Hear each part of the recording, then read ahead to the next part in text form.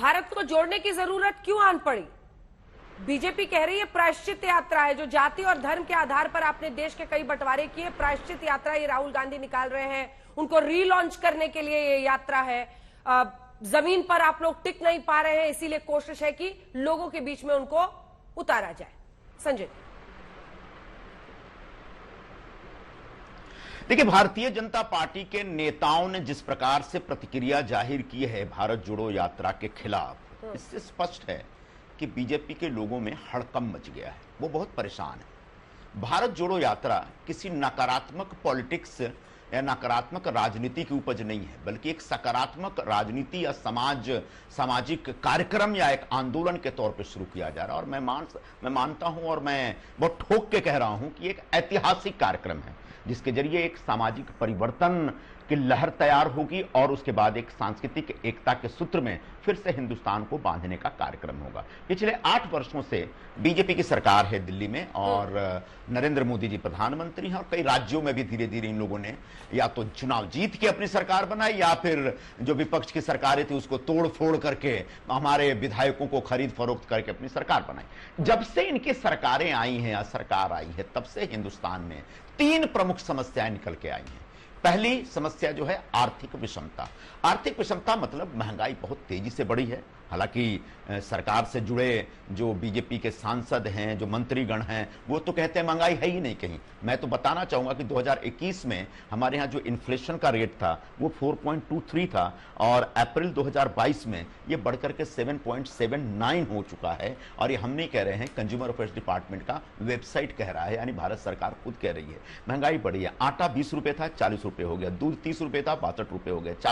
चावल भी महंगा हो गया। पेट्रोलियम प्रोडक्ट्स की हालत तो बहुत ही खराब है। 400 रुपए में हम लोग गैस का सिलेंडर देते थे, आज बढ़कर के हो गया 1000 से ऊपर। तो ये पेट्रो प्रोडक्ट्स के ऊपर जो भाव, तो एक महंगाई एक बड़ी समस्या है। और महंगाई के साथ साथ जो एक खाई बढ़ी है, आर्थिक गैप जो बढ़ा है, वो भयंकर हुआ। अमीर बहुत तेजी से अमीर होते चले जा रहे हैं और गरीब लगातार गरीब होते चले जा रहे हैं। जब हमारी सरकार थी तो हमने 27 करोड़ लोगों को गरीबी रेखा से ऊपर किया, जबकि इनकी जब से सरकार आई है तब से 23 करोड़ लोग और गरीब हो गए हैं। तो आर्थिक विषमता तेजी से बढ़ी। इसके साथ साथ बेरोजगारी की कहानी तो है कि हरि अनंत हरि कथा अनंत, इसके ऊपर जितना बोला जाए कम है।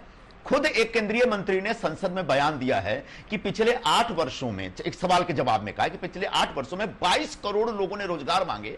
रोजगार कितने लोगों को दिए? 7.5 लाख लोगों को। तो बेरोजगारी तेजी से बढ़ी है। बेरोजगारी तो एक आर्थिक विषमता एक विषय है जिसको हम हाईलाइट करना चाहते हैं और लोगों को उनसे जोड़ना चाहते हैं, लोगों के अंदर एक चेतना पैदा करना चाहते हैं। दूसरा बड़ा विषय है सामाजिक समरसता का। सामाजिक समरसता नष्ट हुई है।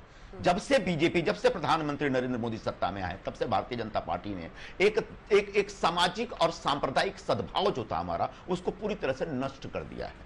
लोग धर्म के नाम पर जिस तरीके से लड़ रहे हैं, जिस तरीके से कल परसों आपने देखा, कल की बात है मेरे ख्याल से, कि महाकाल का दर्शन करने फिल्म स्टार अपनी पत्नी के साथ जाते हैं और उसका विरोध किया जाता है, उसको दर्शन नहीं करने दिया जाता है। इस प्रकार की घटनाएं तमाम हो रही हैं। तो समाज में जो नफरत का और डर का भाव पैदा किया गया है, उसके खिलाफ लोगों को जोड़ना पड़ेगा। और तीसरा बड़ा कारण यह है कि मोदी सरकार आने के बाद से जो सत्ता का केंद्रीकरण हुआ है, जिसके तहत तमाम जो संवैधानिक, स्वायत्त या स्वतंत्र या जो सरकारी संस्थाएं, उनके ऊपर जो अपना प्रभुत्व बीजेपी ने और सरकार ने कायम कर लिया, जिसमें आप लोगों पर भी हम कभी कभी दोष लगाते हैं, जिसमें व्यक्तिगत तौर पर आपके खिलाफ कुछ नहीं है, लेकिन जो मीडिया के संस्थान है, उन संस्थानों के ऊपर जो कब्जा करने का, उनको डरा के रखने का एक उदाहरण देता हूं। भास्कर अखबार बहुत अच्छा काम कर रहा था कोविड दूसरे फेज के जमाने में, और जैसे ही उसने हाईलाइट किया कि गंगा तट पर तमाम लाशें गिरी पड़ी हैं, और उसके हफ्ते 2 हफ्ते के अंदर इनकम टैक्स का रेट पड़ जाता है उनके दफ्तरों में। तो इस तरीके से डरा के, धमका के मीडिया संस्थानों को अपने कब्जे में रखना, जुडिशियरी अपने कंट्रोल में कर लेना। आपने देखा हुआ 4 जज लोगों ने कैसे प्रेस कॉन्फ्रेंस लेकर के कहा था, और उसके बाद इलेक्शन कमीशन, पूरा सारी जांच एजेंसियां। तो सत्ता का जो केंद्रीकरण हुआ है और उसके जरिए जो दुरुपयोग हो रहा है, उसके खिलाफ भी लोगों में चेतना पैदा करना और देश की जनता को जोड़ना।